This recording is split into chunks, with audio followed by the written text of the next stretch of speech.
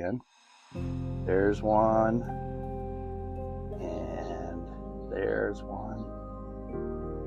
One of the fun things about grazing, actually, being able to find four-leaf clovers. And I never thought it would be a skill set that I would run into, but here I am finding them just by looking down as I'm walking. Anyway, gotta love to see luck showing up here at Hidden Springs. Happy June, everyone. June always brings pasture. And so today I thought we would show you some of the pasture that we're doing out with our sheep, some adults, some babies, just to give you guys a little bit of a sense of what we do here at Hidden Springs. Pasture is integral to not just our sheep, but everything we've done through our lives. We've been part of the grazing movement since the late 1990s with dairy cattle, and then have moved, obviously here to Hidden Springs and really utilizing the pasture that we do have with the sheep here. We do believe that it makes a difference in what quality of the milk and the quality of the cheeses that we're making. So I'm gonna pack everything up. I've got some sheep waiting to head to pasture, and we'll take a walk out and I'll show you what we're doing out there. So, as you can see, we finished milking. We're all working here to get everything kind of situated. Robert, who works with us full-time, is in getting some hay made up so that these sheep will have dry hay when they come back in for pasture before they milk. As you can hear, they're very vocal, and that's one thing that I've kind of learned is a little bit different than cows is, boy, they like to talk. And they talk when they're happy, they talk when they're unhappy, they just like to talk. So they're all waiting here. We're gonna take a walk together and we're gonna bring them to pasture. Okay, guys, or ladies, I'm sorry. Shall we head out to pasture? So we're actually gonna walk to the farthest corner of our fields. And they're going to probably run ahead of me, hopefully not too far ahead of me. But as you can see, they get excited. The way we're managing pasture here, a little bit different than what we did with cattle. There's multiple reasons for that. One, you're dealing with a smaller animal that's eating much closer to the ground. So when you have sheep, they're going to get closer to parasites if we're not careful. So the management of the pasture has to be really a little bit different than with cattle. So we're trying to make sure that they don't catch a lot of parasites, that they don't have that problem, because parasite loads just makes it very difficult on the sheep. It hurts everything, just like, they're picking up. The camera's got something on its own. It's gonna go watch the sheep as they run by me. But we, again, back with parasites, really wanna make sure that we're doing the best we can. Now, it doesn't mean that we don't have to have parasite management, because we will. With sheep, there's just really, if you're gonna be management intensive pasture, there's a lot of challenges. So without using wormer. So we do wormer with our sheep, not during their lactations, but these guys will get wormed after. But what we need to do right now is do the best we can to make sure that they are eating fresh pasture, that we're cleaning up the pasture, that they're not on the pasture too long, they don't eat it too short. Now, if we look to the other side, you can see some more sheep on that side, and that is more of a not fresh pasture right now. Those are our almost dry sheep. They are on hay. They are outside. They are nibbling on grass. But for now, specifically, we only have so much pasture we can do on this farm. We're kind of about a 30-acre pasture. So we have to really focus on how to do it the best for all the animals. And so what we're really working on doing here is, high intensity grazing with half the flock, a little less intensive grazing with the other flock, and making sure that they're all getting enough feed. So now the sheep have jumped in front of me, and I'm going to try to jump in front of them. And they usually know where they need to go, but they are watching me to see where the fresh pasture is, and they just figured it out. One of the best things about grazing, besides the animal health, besides the lack of manure in the barns, besides all the health benefits we talked about, all of the things that are good for growth of the animals, it's also a chance for you to be outside and enjoying life. And Every farm that I've ever been on has beauty outside. And there's something about being able to walk the pastures, have your feet on the ground, and the quiet, besides the sheep or your cows making noise, but besides those noises of just enjoying what nature brings to you. And this is not an occupation or a lifestyle that, you know, necessarily brings home a ton of money. It's not what it's about, right? So you have to enjoy the little things. If you don't enjoy the little things, then I would strongly encourage you not to be out grazing animals.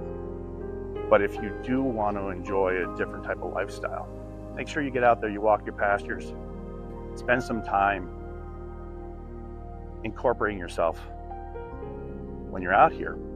And hopefully for the folks that don't have the opportunity to do that, being able to purchase products from people like us at Hidden Springs or other pasture-based organizations or other family farms, hopefully we're giving you the opportunity to be involved even if you don't have the ability to walk around like I am today. You know, I'm blessed to be able to do this, and we're blessed to be able to enjoy this. And hopefully you guys get a little bit of enjoyment watching this as we're trying to show you what happens on the farm day to day. The little guys, our lambs that are out on pasture right now, they're about 90 days old, with a few that are a little older because Sophie's crew's with them. And I thought I'd just show you the grazing's a little bit different, a little bit less intensive, a little bit more room. But I want to give you guys an idea of what our little babies look like when they're out on pasture too. So here's a shot of some of our little guys. They are on pasture, but they also have a feed line here. So you see we got dry hay for them. We give them some corn, cracked corn, and I also feed a little bit of a grower pellet to get them growing. These are all of our little ladies that are going to be milking at Hidden Springs next year. And then you can also see over in the background, we're going to go out and pasture with them here in a second. But you can also see over in the background Sophie's group. And those are from November, December, the bigger ones. And then these are the folks that were born in April. And a few of them, actually these are all just April babies. Our May ones have not come outside yet. So they're all here, they're all talking to me because they know that I will give them grain and hay. And we really feed a high quality hay here where they won't eat it. But I want them to eat, I want them to be full as they're going into pasture, because pasture for sheep is a little bit different than pasture for lambs. Oh, sorry, just a quick shout out here to Sophie. Hi, Sophie.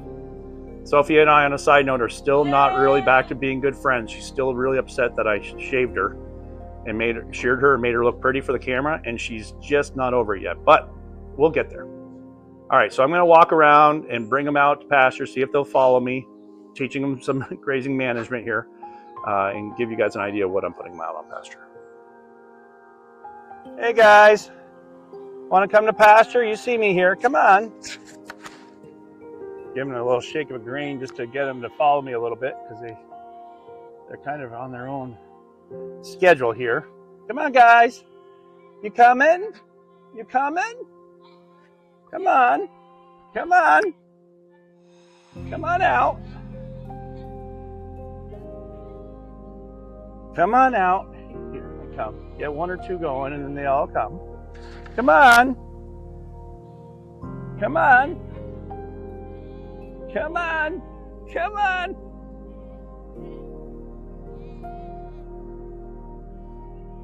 Okay, so as they start to come this way, as they're starting to come down this way, just wanted to give you guys an idea of our pasture management here. It's a little bit different, right? So I'm going to keep the pasture actually a little bit taller here. We're making sure that the babies are getting enough to eat up front that's where we were taking some pictures of where they can feed and they have their water, right? So they can get full, they got a lot of fiber in their hay, they got really nice hay, they've got grower grain. So pasture is kind of like a supplement to them as we get started, because I don't want them getting worm loads. So as much as you're going to try, there's no way to really make sure that you're not going to get worms in sheep, or actually any small ruminants if you're not careful. And so you can do new pasture all the time. That's one idea of, you know, plowing in pasture, letting pasture sit for a year or two. But like every farm has different problems, or challenges maybe is a better term. We don't have the pasture to be able to do that. So we try to raise things up. We try to cut them and clean them off when they're done. We try to spread out the manure, and we try to make sure that we're not putting them under a lot of pressure. So they're all coming here. Come on, guys. Also really good management to get them to learn to come to a shaking pail in case you need them. You guys want to show everybody what you can do? Huh? Come on out. Hi, guys. And really, right now, I just want to give you guys some pictures of some pretty sheep, pretty lambs. You want to have a little grain while you're out here? Huh? Coming out? Yes.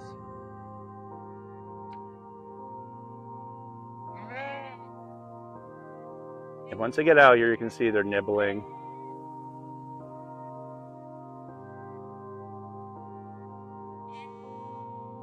That's kind of the other myth that, will little lambs eat pasture? And the answer is absolutely yes. But again, you want to be careful and make sure that you're giving them the opportunity to not get sick on worms. Okay, beautiful. So all the ones you're seeing here are all green tagged, and these are all ladies. So we have a group of about 80 little ladies out here on a pasture about 5 acres. They got some nice trees, beautiful view. They've got their water up there. You see a couple of cuties that have some different colors to them. Again, our flock is mostly Lacoon, but we do have some funny looking genetics here. They just look beautiful, actually, if you ask me. Not all white. We accept all colors. And really, with just a little bit of encouragement, they all come out and they can graze. I could sit here all day and enjoy this, but I probably have to go to work. It is fun when part of your job is not really feel like work at all, but spending time with these guys. Hopefully you can hear them grazing. One of the best sounds in the world. Thanks for tuning in at Hidden Spring.